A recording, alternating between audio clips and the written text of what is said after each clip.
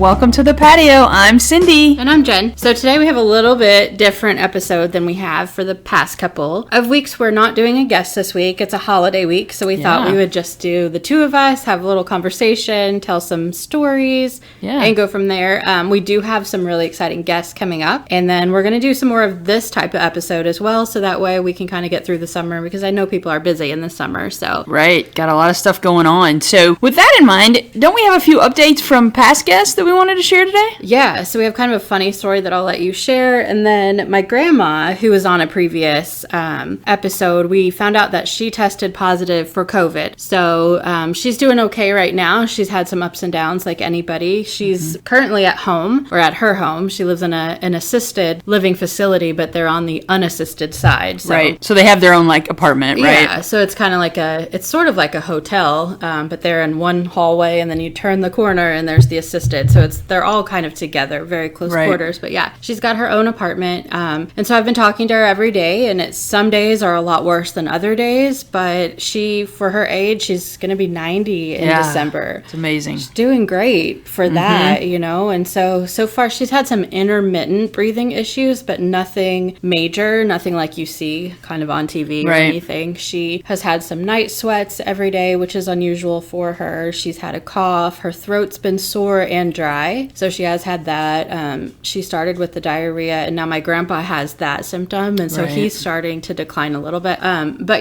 Grandpa, 3 years ago, I think it was, I was called at work one day and said that he is completely unresponsive in the hospital and I should fly out there to say goodbye, essentially. And just the week before, Grandma had said, he has just a little diarrhea, but he's fine. And then I guess he actually had C. diff. So, oh my gosh. Yeah, and then a lot of other things as well. So it was a lot more extreme than what they kind of made it seem. And so he went through that. I got there, and that night that I flew in to Phoenix, I drove down to where they were, they said that he was just unresponsive all day. And the nurses and the doctor that had come in told them that he probably wouldn't wake up from that. So when I got there, Grandma was talking about, she was having me help her decide what to do with the clothes that he had and where she was going to live. It was just like that. They were just planning on that, He'd never wake up. And then that morning, I had just taken a shower so I could get up early so we could go over and, do what we needed to do. And I heard the phone ring while I was getting out of the shower. And so she thought it was him calling,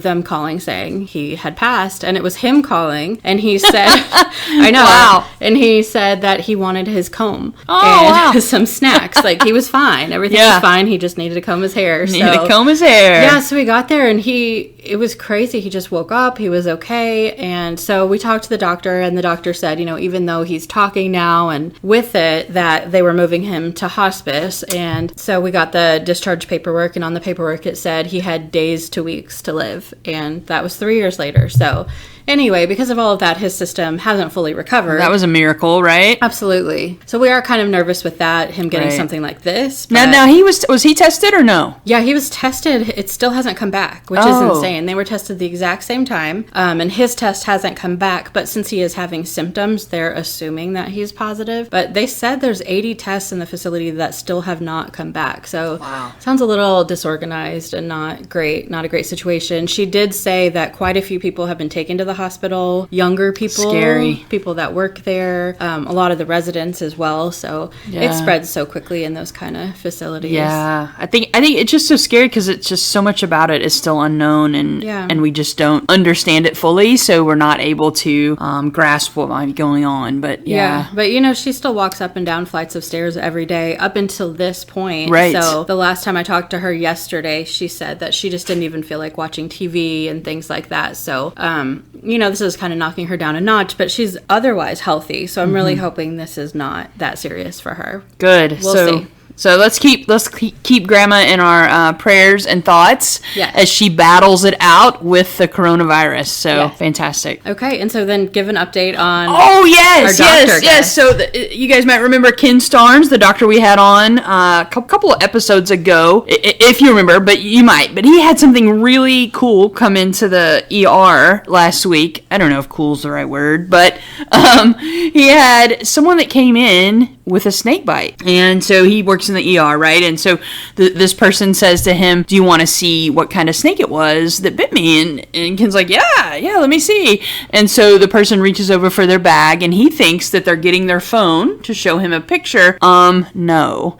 They're actually getting their phone, or getting their bag to show him the actual snake that is in the bag, dead. But nonetheless, they brought the snake in the bag and who does to the hospital. What? So crazy. He said it was a very dead black snake. So a very dead black snake. Yeah. So I guess that's better than a very dead rattlesnake or something. It's really better than a live snake. Could you imagine? Yeah, that's true. I couldn't imagine having a dead snake in my purse, but a live one would have been worse. Right. So that's insane. So that's kind of the fun, crazy excitement. ER story. Yeah. Little excitement for the day. So that brings us to birthday week. So I just had a birthday. Yes, you did. Happy birthday! Thank you. It's funny, those birthdays that have happened from March on this year have been a little different. Than other years. We haven't gone on a trip, or really, you can't really go out many places, get dinner out or anything. But, we just happened to live in Florida by the beach. So we had a good day and good. So thankful for that. For sure. Thankful for so many things. It was a good time of reflecting. I spent time in the beach and in the pool and just relaxing and reflecting on I think it's a good reminder every year of just the wonderful people in your life. And then sometimes, Facebook is kind of one of those things I know we've talked about in the past, and I don't get on it a whole lot on my personal page. I spend more time in groups and things like that. But it's just a good reminder of people that you don't interact with ever. But then they take the time to wish you happy birthday, and you're like, oh my gosh, I totally forgot about that person. Yeah, I think that's the best part about Facebook, actually, for me, is that interaction that you get on your birthday. It's so nice to hear from all those folks that you don't generally hear from. Yeah, and it's just nice to connect and catch up with them and see what they're doing. And then I have, I think, 5 now that are birthday twins. So 5 of my friends. Oh my gosh, popular day. I know, a really close friend, Christy, and then a past coworker, and then somebody from your town. Yeah. And then just a girl that I met a couple years ago. I found out yesterday. I had no idea, but that was her birthday as well. So yeah, crazy there. So do you have any memorable birthdays or anything about your birthday that's different or special? Yeah. So speaking of sharing your birthday with someone, I was actually born on my dad's birthday. So it is a memorable day all the time with my dad. So I like to say you're his best gift. That's what his best gift, right? I like to say that. I don't know how true that is, but I think it's true. I do like to tease him about that. So most of my memories do involve, just family things. But I do have memories from Vegas. I took a 40th birthday trip to Vegas that was just outrageous. So much fun. Dinner in the Eiffel Tower restaurant there, and just had a ball. Also have rented beach homes and fun things like that. But I think the best memories are those that are shared with family and friends and enjoying that. So, but birthdays are always a lot of fun, they can be, for sure. And they just keep adding up. So yeah, I know. I've had so many. So my birthday was always in the summer, obviously. Yeah. So I never was in school. When I was younger, I always wanted it to be in school because you got the little party and all your friends were there. But as I got older, I was thankful I was not in school on my birthday. But I've always taken a trip every year. Obviously not this year, but most years I've taken a trip. And it's usually a birthday weekend trip. And so I used to go to San Diego every single year for my birthday. I'd go a couple times a year. I had family there, and I just loved it there. And I'd always take a different friend. And this year, I think it was even... Well, I won't say which birthday, but I was there with my ex-sister-in-law, and we just did a girls' weekend. We were very close, good friends, and we had just the best time. We were staying in San Diego, and then she was like, hey, let's go to Hollywood, because she had never been there. Right. So I thought, okay, we'll just do a quick day trip. And we had this cute little sports car as a rental. I don't know why they upgraded us to that, but we were enjoying that. So we had the radio on kind of low, but we heard something while we were in downtown San Diego. We decided we would drive up, and it said I think it was Michael Johnson had died, and so I thought that was kind of like a runner or some athlete. Right, it is. Yeah, Michael Johnson is. So I was like, oh, well, that's sad, but we just kept going, so we didn't really know who that was, right? And so we drive. It takes a couple hours to get there with traffic. We were having the best time. We roll up to Hollywood. I had parked. We were on Hollywood Boulevard, and we're on the walk of where all the stars are, and I'm showing her the different stars, and all of a sudden we start seeing this huge line right in front of the Chinese theater, and you don't normally see see that. So I thought, okay, is it like a premiere or what's going on? Let's go check this out. And we look over in some of those little touristy shops and we see t-shirts that were just made. And one of them, it had like Michael Jackson's face on it. And it had like, I think this was 2009. Michael Jackson, not Michael Johnson. Well, I didn't still know it because it didn't say like this dude had died. Like it just had his face and it had the year to 2009. So we thought, okay, well, like, is this a commemorative party or, you know, whatever, some kind of new album?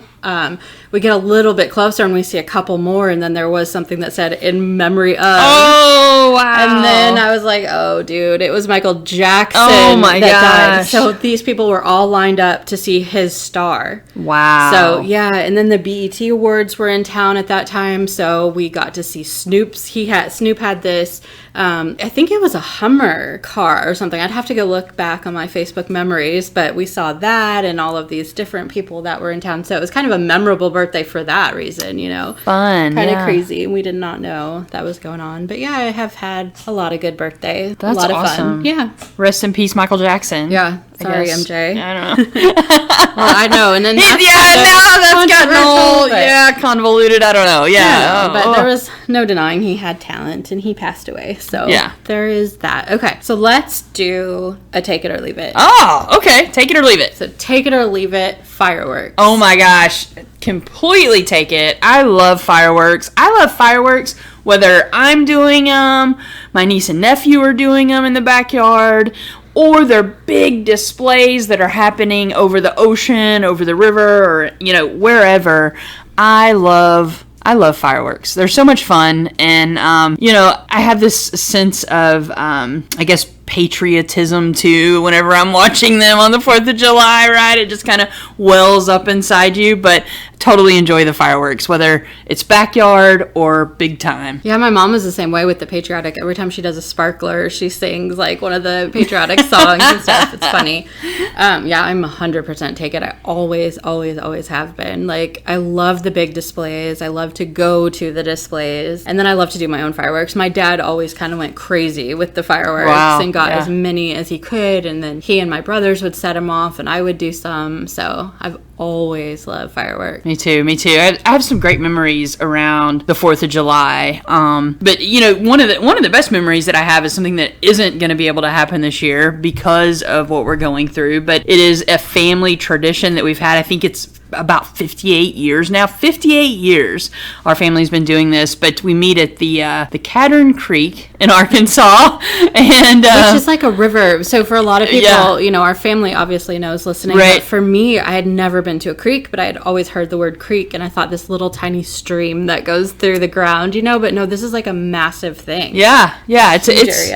It's big, especially when it rains. It's even bigger, right? Yeah. It can dry up in the summer, but generally it's pretty good size stream, and we have a big cookout with our extended family on my dad's side, and so it's really nice to catch up with everyone and see people that we only, you know, unfortunately we get to see maybe twice a year at Christmas or at the 4th of July, real extended family, and it's neat that it's been a tradition for 58 years. So it's sad that it's not going to happen this year with living through COVID and all the stuff that's going on, but that's a real neat memory from the 4th of July. Yeah, and not many people have a memory of or a tradition for 4th of July, period, but one that lasts that long. That's so cool. Yeah. So my actual family didn't really have like a tradition per se. We would always do fireworks every year.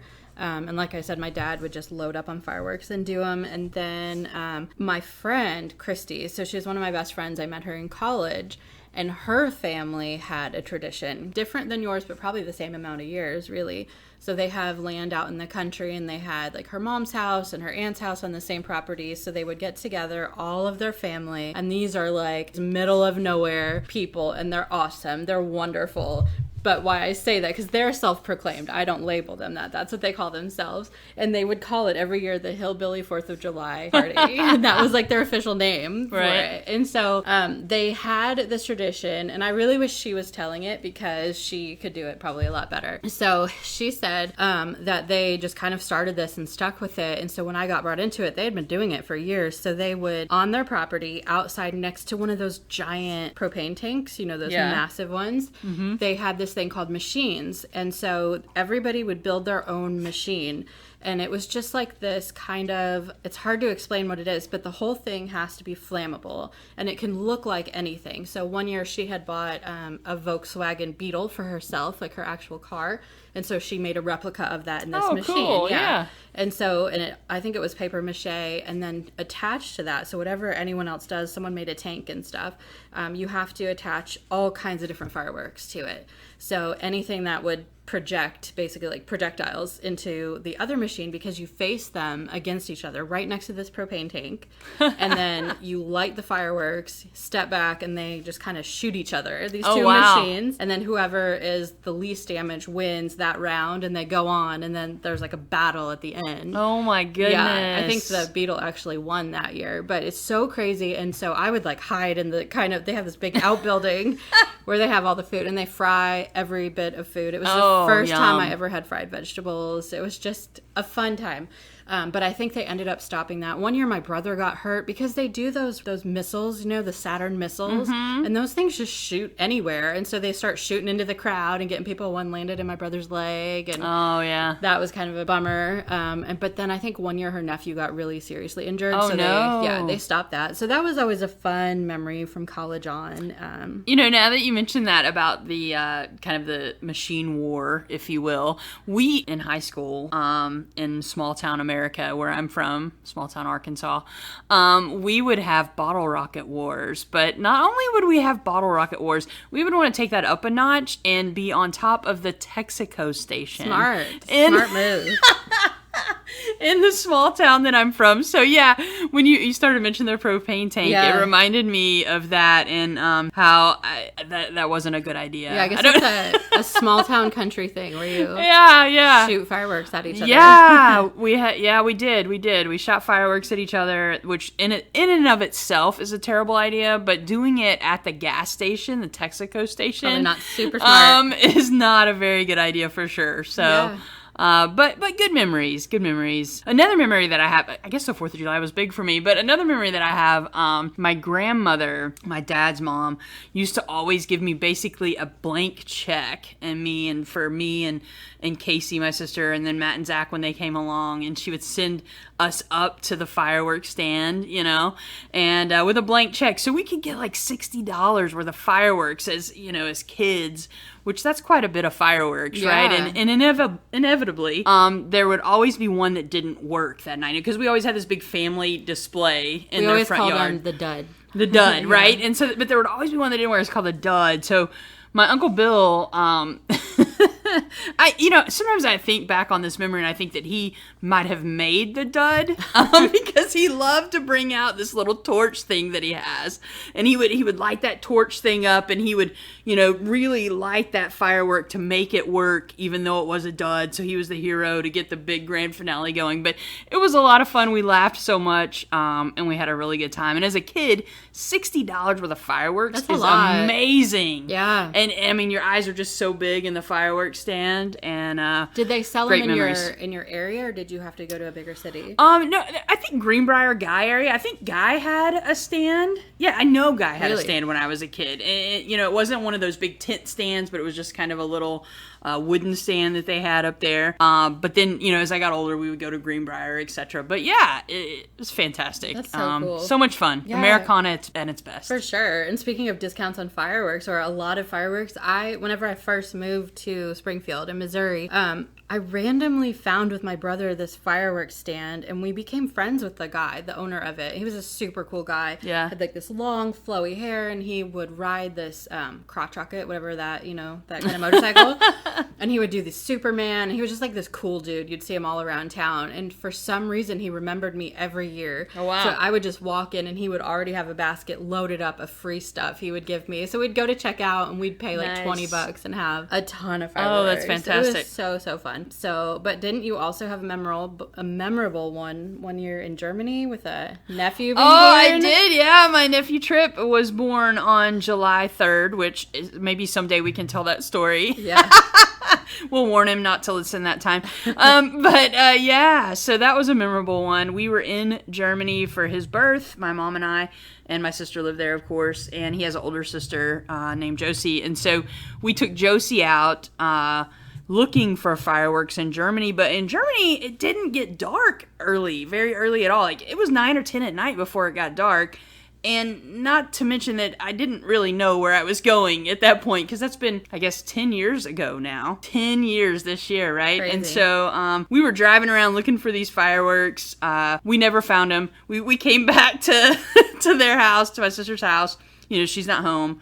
They're still at the hospital. But so we came back to my sister's house, and we go to bed, and then we hear boom, boom, boom. We hear the fireworks. So that was a great 4th of July, spending it there in Germany, and very memorable. Yeah, it's very a good cool. one. So we asked people for their favorite memories, and we got some really cool stories, but we just picked 2 to share. Her boyfriend at the time had set up this whole elaborate plan, so she thought that they were just going to this resort and they were going to have a nice weekend, and so he had talked to the resort where they did fireworks every year over the ocean, and so he had planned, everything was planned. They had this dinner planned right over the water. Oh, how cool. Yeah, and so then right after this, they had like the first or second firework was it was supposed to be a heart of some, you know, they didn't have pictures, but they said it was a heart. Nice. And so it was just all planned. It was timed, but everything had to be timed perfectly. Right. And so they're having dinner, and then there was just a bunch of different little things that went wrong.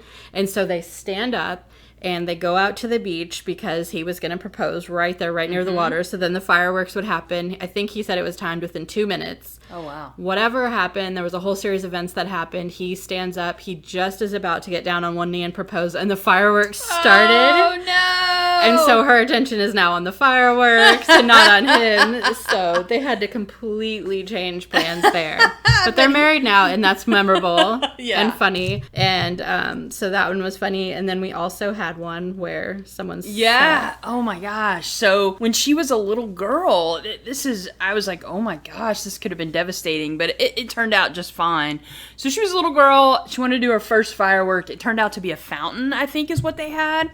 And she said that they had set the fountain down, and they had talked about how they were going to do it and all of this stuff. So they went to light the fountain, and she was the one lighting, but her dad was with her, holding her hand, you know, really keeping her on task and ready to go, focusing on lighting the firework.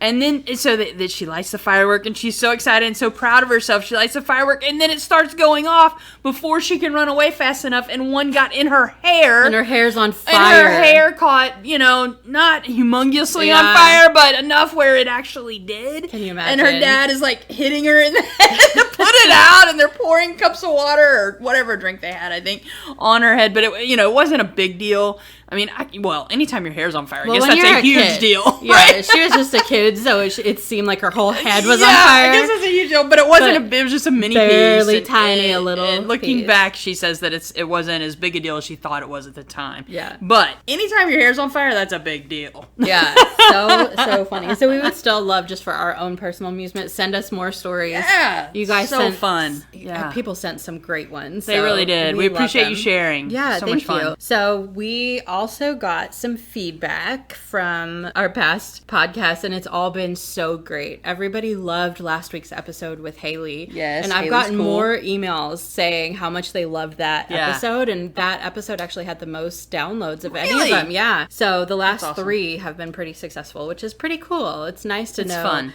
Yeah, and people are listening that we don't know. I'm getting emails from people that we don't know. Yeah. So it's just been really, really cool. But we did get a question in our email. Okay. Hey, Jen and Cindy, I loved the episode with Haley. You asked her what one of her most embarrassing moments. Do you guys have any embarrassing moments or confessions from the past that you can share with us? Oh my gosh. Well, I can tell you that I'm not going to confess to anything.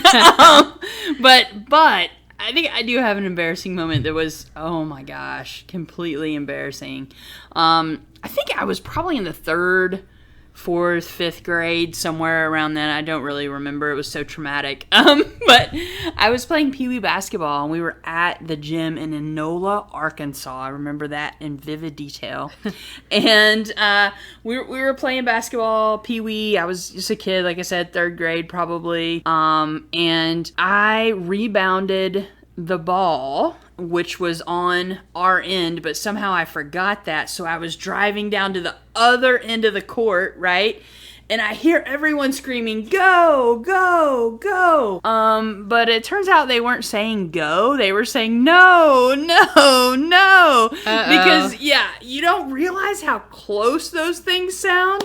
But they were saying no, no, no because I was driving to the wrong court. I was dribbling down to the wrong end of the court to shoot a layup and make it for the other team, which, So does that count? Did you make the basket? Yeah, it counted for the other team because you made it in their hoop, right? And so, so I never lived that one down, really. In fact, I got a parakeet that we named Wrong Way. Oh, no.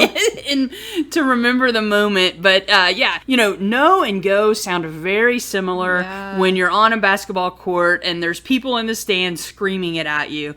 But, that was incredibly embarrassing when I figured it out, standing there on the court. Wow, how could this happen? Great story now. Yeah, great story now. Great story now. No and go. There we go. Yeah, so that's so funny. So it's hard for me to get embarrassing moments. I do have probably a couple. So I'll do a little confession. Oh. So hopefully my mom's not listening to this one. No. It's not that bad. But I was in 4th or 5th grade. I think it was 4th grade. And I lived in Massachusetts. And I went over to a friend's house. And they had their own private lake. It was I think it was probably a man-made lake. It wasn't just a massive lake. But then, when you're a kid, everything seems so big. Yeah. So we were allowed to go in it by ourselves. And we were out there swimming. And then I remember getting really, really, really cold all of a sudden. And I felt like I had to go to the bathroom right then. And so I look around and it was just me and her in this lake and we're swimming. So then I had to poo. And it was just one little one, but it came out. And so I thought, okay, well, it'll sink. No big deal. We're cool. Let's just play it cool and start swimming. Oh my God. I know. And I hate those kind of stories, but it happened. And so all of a sudden it starts floating to the top of the lake. Oh. And so I'm just and I was shy and young. And so let's go swim over here. Her mom comes out and she's pissed. She's yelling and I know that you did this or whatever. And okay, first of all, we're kids. You're not going to intentionally do that, right? Right. But second of all, why do you care? It's no big deal. Grab a net and be done with it. She was so mad. She called my mom to come pick me up. Oh my God. So of course I lied and I'm no, I didn't do that. It was her. There's no way I did that. It's my mom got mad at her mom for telling on me. Oh. And I wasn't allowed to go back to her house. So whoever she is, I remember, I can't remember her name, but I can remember her mom. And sorry. That's so that sorry. Is a huge confession. I know. But in the grand scheme, I didn't hurt anything. It was not that big of a deal. Yeah. Wow. That's crazy. So your mom, since then, your mom has thought that it was the other girl. I'm sure she totally forgot about it. I don't pee in pools. So if I have one accident in a lake as a child, I will take that. Yeah, that's good. That's a good one. Yeah. Oh my goodness. Yeah, crazy. So, but that's not even embarrassing. I'm just whatever. I was a child. If it was last year, different story, right? It was last year, wasn't it? Yeah, totally. Now I would die first. I would never, ever. But I guess, it's kind of dangerous. Accidents happen, I'm sure. Yeah. Yeah, let us know if you've ever done that in a pool. Never, ever, ever. Or shot the basketball in the wrong hoop for the other team. Let us know that too. I'm sure that happens all the time. Yeah. So that's our show for today. We have so enjoyed this. We wanted to, talking about birthdays, I said at the beginning of the year, I wanted to have a podcast by the time my birthday rolled around, and we did that. So, fantastic. Yeah, it's good. It's good to do stuff like that during a pandemic. Why not? Take a risk. Yeah. This has been fun. It's been entertaining for us. We love that we've gotten some good feedback, and we would love to get more feedback. What do you want to hear from us? Anything you want to change? Anything you don't like? Let us know. If you want to be a part of the podcast, again, you can always email us, patiochatspod@gmail.com. Follow us on Instagram. And if you think about it, rate, review, and subscribe. Even if you can just give us a little review, that will help so much. Every little bit helps, and we would love to hear from you. If you want to be a guest on our show, we would love to talk to you because we love having people on the patio and hanging out. So just let us know. And I guess until next week, be kind, have fun, and wash your hands. And have a safe holiday.